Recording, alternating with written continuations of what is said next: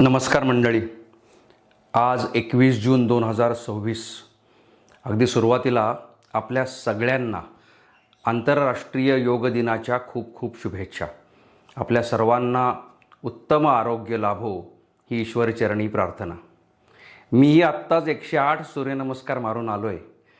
त्यामुळं वयवर्ष 25 ते 50 फिटनेसची ऐशी तैशी या गप्पाष्टक विषयावर बोलण्याचा आज योग्य दिवस आहे अशी माझी विनम्र भावना आहे. मध्यंतरी मी वयाची 49 वर्ष ओलांडून 50व्या वर्षामध्ये प्रवेश केला आणि तेव्हा मला 1997 साली म्हणजे स्वातंत्र्याचा सुवर्ण महोत्सव साजरा करत असताना कवी वि वा शिरवाडकरांनी म्हणजे कुसुमाग्रजांनी लिहिलेली स्वातंत्र्य देवीची विनवणी ही कविता आठवली. त्या कवितेतल्या पहिल्या ओळी होत्या, 50शीची उमर गाठली, 50शीची उमर गाठली, अभिवादन मज करू नका, मीच विनविते हात जोडुनी, वाट वाकडी धरू नका. कुसुमाग्रज हे वीररसाचे कवी होते.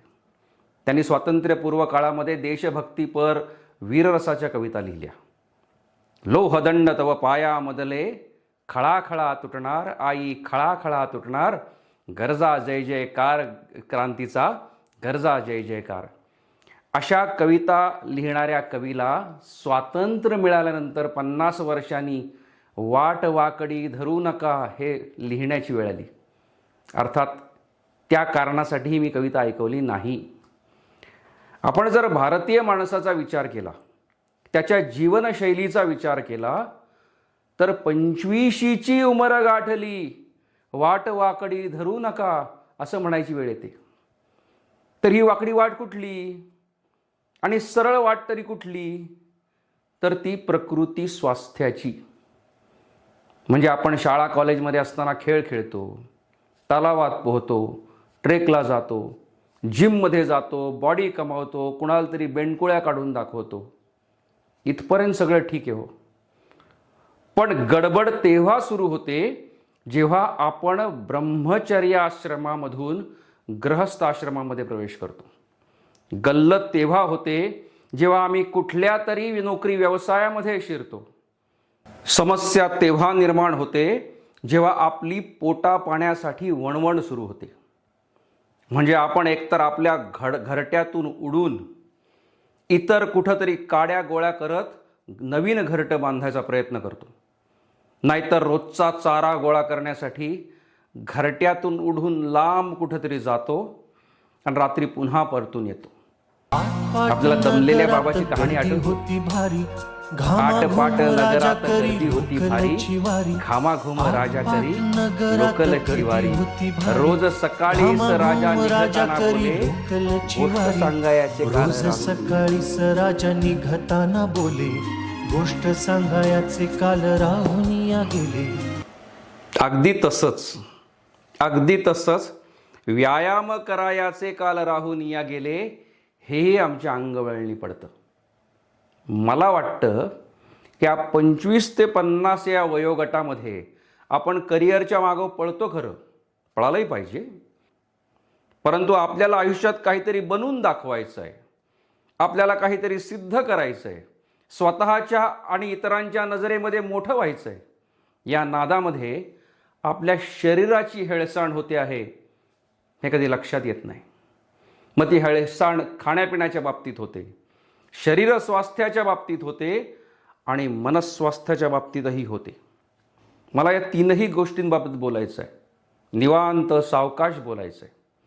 पण आज केवळ शरीर स्वास्थ्याबाबत बोलू. मी 2019-20 मध्ये जेव्हा हाँगकाँगमध्ये राहत होतो तेव्हा मला तिथल्या लोकांच्या नजरेतून भारतीय पुरुषांची 3 लक्षणं ऐकायला मिळाली होती. म्हणजे त्यांच्या डोक्यात काय स्टिरियोटाईप असतील, कुठले ट्रेट्स किंवा कुठली वैशिष्ट्ये भारतीय माणसाची जी त्यांच्या लक्षात राहिली, ज्या योगे भारतीय माणसं त्यांना इतरांहून वेगळी वाटतात, ती लक्षणं. त्यापैकी पहिलं लक्षण म्हणजे भारतीय पुरुषांना मिशा असतात. दुसरं म्हणजे भारतीय पुरुषांना टक्कल असतं. आणि तिसरं म्हणजे त्यांचं पोट सुटलेलं असतं. चिनी माणसाला मिशा येत नाहीत. पूर्वीच्या ब्रुसलीच्या चित्रपटामध्ये बारकुंडी मिशी आणि खुरटी दाढीवाले कुंगफूवाले गुरु दाखवले जायचे. त्यामुळे मला असं वाटायचं की बहुधा ही मंडळी आपल्या मिशांवर जळतात आणि एकूणातच दाढी मिशा वाढवलेला भारतीय माणूस हा उठून दिसतो असं माझं मत आहे. आता विराट कोहलीचं उदाहरण घ्या की. राहता राहिलं टक्कल आणि पोट. त्यापैकी टक्कल हे जेनेटिक आहे असं माझं म्हणणं आहे. काही माणसं जशी काळी सावळी असतात, काही गोरी गोमटी असतात, तसं टकलाचं पण आहे. त्यामुळे असूही शकेल की अँड्रोजेन रिसेप्टर जीन नावक जे जीन आहे, जे कदाचित टकलासाठी कारणीभूत आहे, त्या जीनचा प्रभाव भारतीय माणसाच्या डोक्यावर, भारतीय पुरुषांच्या डोक्यावर जरा जास्तच पडला आहे. पण पोटाचं तसं नाही ना. पोट हे आसमानी संकट नाही, ते सुलतानी संकट आहे. वयाच्या 25मध्ये पोटाचा श्री गणेशा होतो आणि 50शीत पोचेस्तोपर्यंत परिस्थिती हाताबाहेर गेलेली असते. असं नाही की आम्हाला ही गोष्ट कळत नाही, असं नाही की आम्हाला या गोष्टीची जाणीव नसते, असं नाही की आम्हाला त्याच्या परिणामांचा अंदाज नसतो, पण तरीही आम्ही टंगळ मंगळ करतो. आम्ही सबबी सांगतो, एक्सक्यूजेस देत राहतो, अथपासून इतीपर्यंतची लटकी कारणं देतो आम्ही. आणि अगदी ती तशी टाईमपास कारणं असतात. महिला आणि पुरुष वेगवेगळी कारणं देतात. त्यापैकी मी महिलांची कारणं समजू शकतो, कारण अनेक महिला कौटुंबिक व्यापातून डोकं वरच काढू शकत नाहीत. नोकरदार महिलांची अवस्था तर अधिक बिकट आहे. त्यांना बिचारींना चूल मूल ऑफिस तिन्ही सांभाळायचं आहे. त्यापैकी अनेकांना पुरेसं स्वातंत्र्यही नाही. त्यांना मन मानेल तेव्हा गार्डनमध्ये फिरायला जाता येत नाही. त्यांना एकटं दुकटं ट्रेकिंगला जायची सोय नाही. कसं आहे ना, आमचा भारतीय समाज कुठल्या तरी वेगळ्याच मानसिकतेत जगतोय. जगाला सांगायचं यत्र नार्यस्तु पूज्यन्ते रमन्ते तत्र देवता, आणि दुसरीकडे आमच्याकडे यत्र तत्र सर्वत्र दुःशासनाची पेलावळ रस्त्यावर मोकाट फिरती. अशानं महिलांचं स्वातंत्र्य आणि त्यांचे व्यायामाचे पर्याय दोनही हिरावून घेतले जातात. दुर्दैव आहे. पण आमच्या पुरुषांचं काय? आम्ही अनेकदा ठरवतो, 4-2 वेळा जिमचे पैसे भरतो, कधी हुक्की आली तर पर्सनल ट्रेनर नेमतो, पण आमच्या व्यायामाचा काही नेम नसतो. मग एखाद्या वेळी अचानक आमचं लहानपण जागं होतं, वाटतं की सायकलिंग करावी. अशा 2 सायकली माझ्याही घरी पडल्यात. काही महाभाग सेफ खेळतात. ते म्हणतात सर्वात चांगला व्यायाम म्हणजे चालणे, पण नेमकं हे चालायला सुरू करतात आणि पावसाळा लागतो. आमच्या लहानपणीचं एक बडबड गीत होतं. त्या गीताचं शीर्षक होतं मी नाही अभ्यास केला. त्यातल्या काही ओळी मला आठवतात. त्या अशा होत्या, दुपारचा वाजला 1, आईने आणला केक, केक खाण्यात 1 तास गेला, मी नाही अभ्यास केला. दुपारचे वाजले 2, बाबांचा आला फोन, फोन घेण्यात 1 तास गेला, मी नाही. तसंच अगदी आम्ही खूप ठरवतो, पण आमच्या व्यायामाला काही मुहूर्त लागत नाही.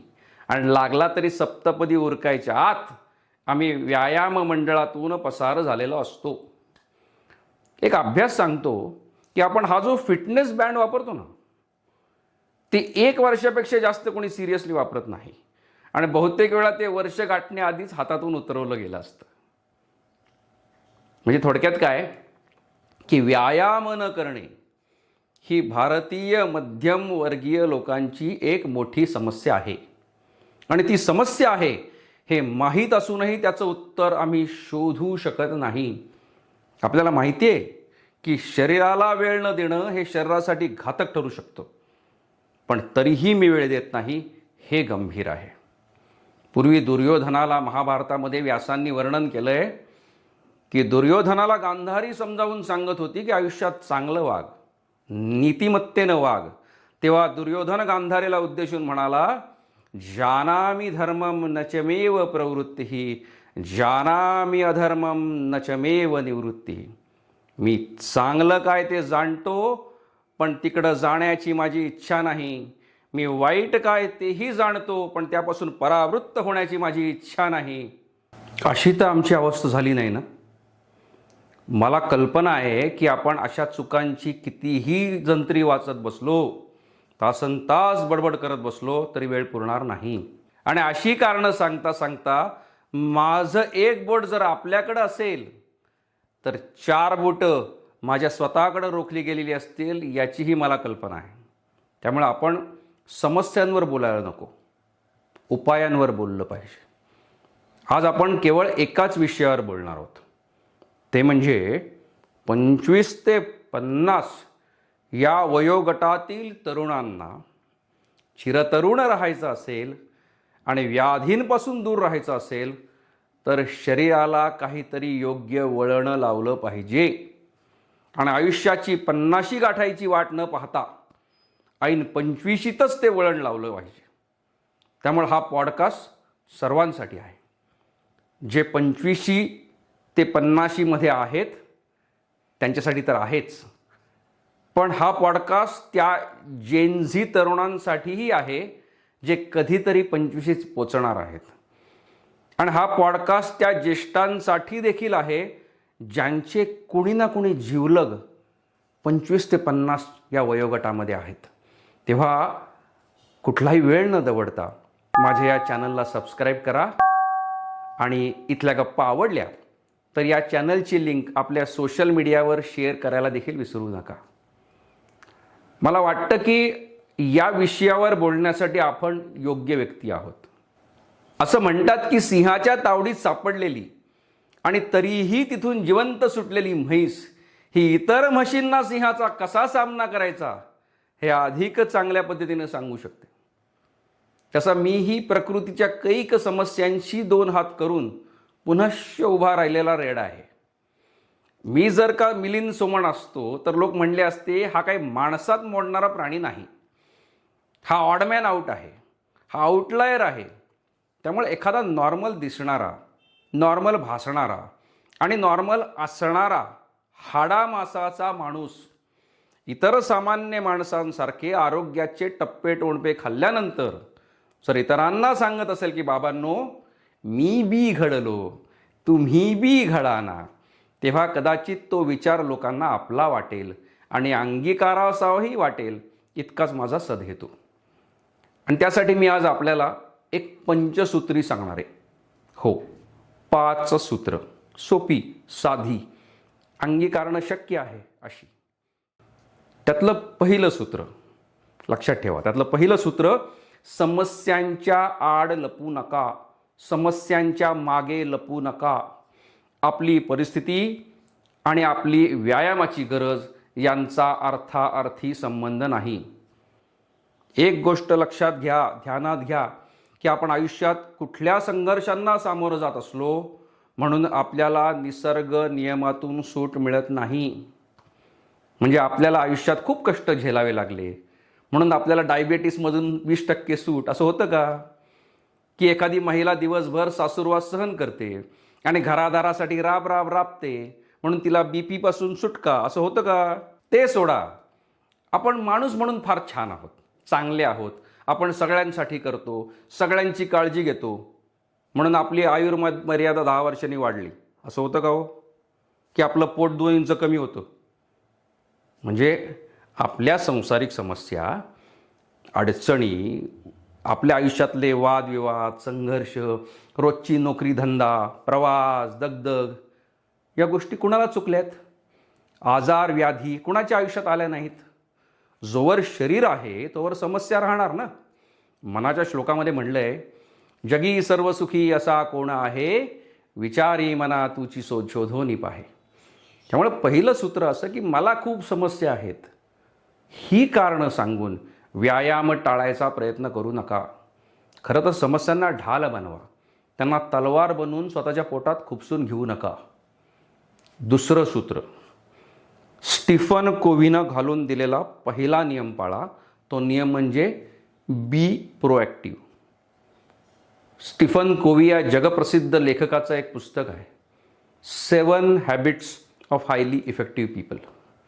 मी पूर्वी मसुरी अकॅडमीमध्ये असताना लालकृष्ण अडवाणी एक लेक्चर द्यायला आले होते. तेव्हा अडवाणींनी प्रशिक्षणार्थी म्हणजे प्रोबेशनर्स सोबत जेवण केलं आणि जेवणानंतर गप्पा मारताना त्यांनी या पुस्तकाचा उल्लेख केला. तेव्हा मी ते पुस्तक लायब्ररीतून आणलं आणि अक्षरशः माझे डोळे उघडले. त्यातल्या 7 हॅबिटपैकी ही पहिली हॅबिट मी तुम्हाला सांगतोय, बी प्रोॲक्टिव्ह. कवीच्या मते समाजातली माणसं 2 प्रकारची असतात. एक म्हणजे प्रोॲक्टिव्ह माणसं आणि दुसरी म्हणजे रिॲक्टिव्ह माणसं. आणि त्यातला फरक समजून सांगताना कवी म्हणतो की जे आपल्या भोवतालच्या परिस्थितीवर नियंत्रण ठेवतात ते प्रोॲक्टिव्ह आणि भोवतालची परिस्थिती ज्यांना नियंत्रणात ठेवते ते रिॲक्टिव्ह. आणि त्यातला हा फरक समजून सांगताना कवी एक छान उदाहरण देतो.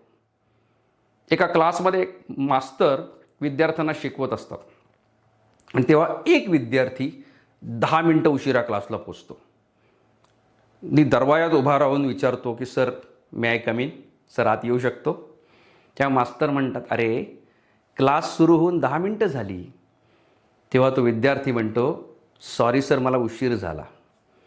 त्या मास्तर म्हणतात, तुला उशीर झाला की तू उशीर केला?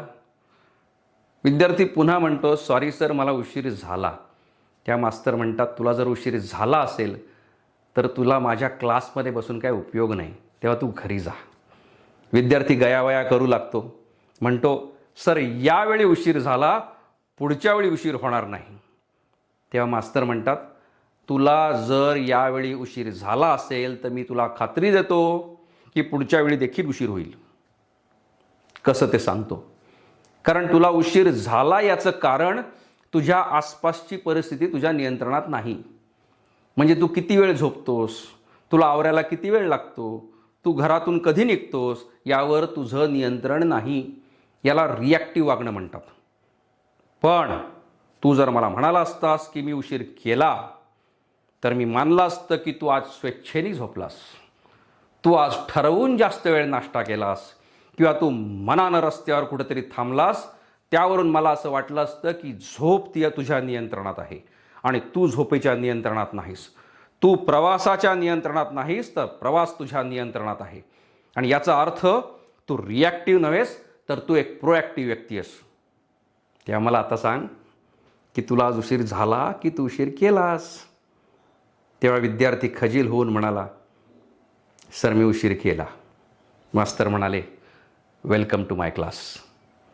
अगदी तसंच मी जर आपल्याला विचारलं की आज व्यायाम करायाचे राहून या गेले की मी आज स्वतःहूनच व्यायाम केला नाही, म्हणजे आपल्या हातून टंगळमंगळ झाली का ती मी विचारपूर्वक केली?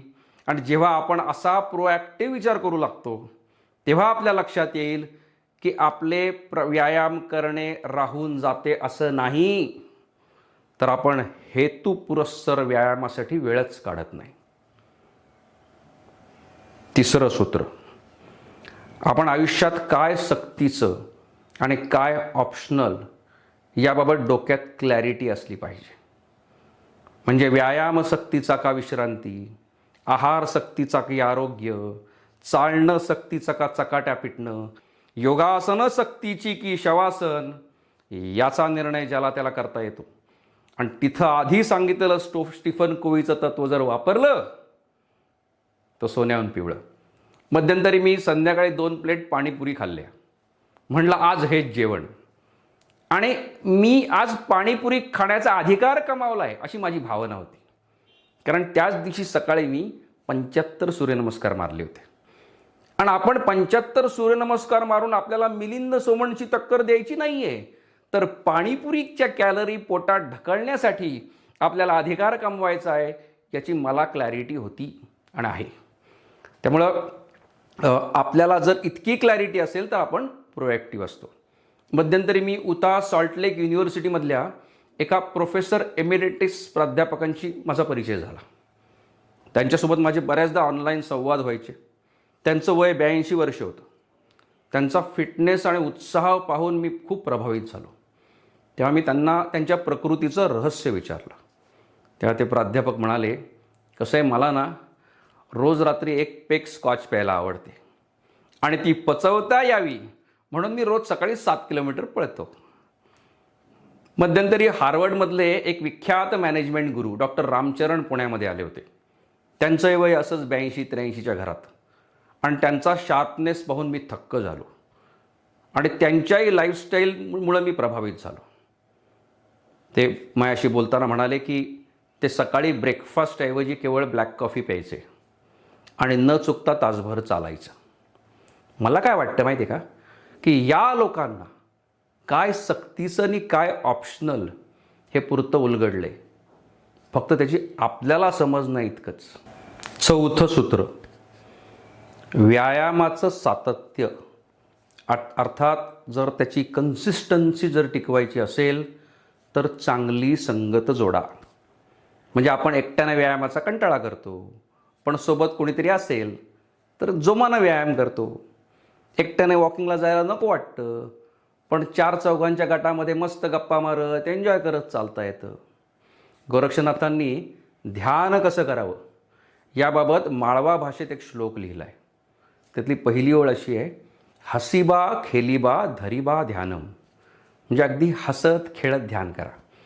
अगदी तसंच फार तत्त्वज्ञान सांगणार नाही आपल्याला, पण हसत खेळत 4-4 चांगल्या लोकांच्या संगतीमध्ये व्यायाम नाही का होऊ शकतो. 5वं अखेरचं सूत्र छोटं आहे पण फार महत्त्वाचं, ते म्हणजे इतरांच्या चुकातून शिका.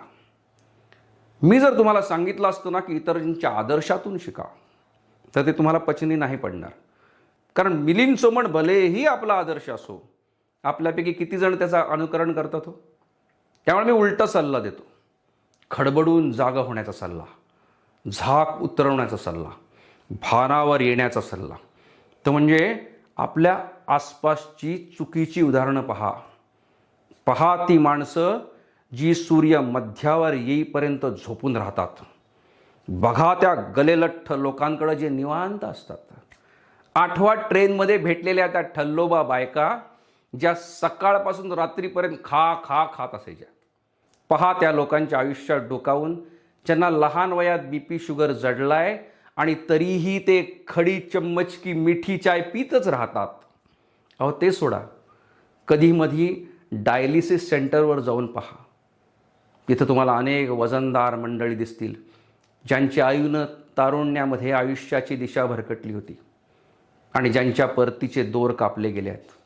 अशी माणसं, अशी उदाहरणं डोळ्यासमोर ठेवा आणि मग ठरवा आपण काय करायचं आहे ते.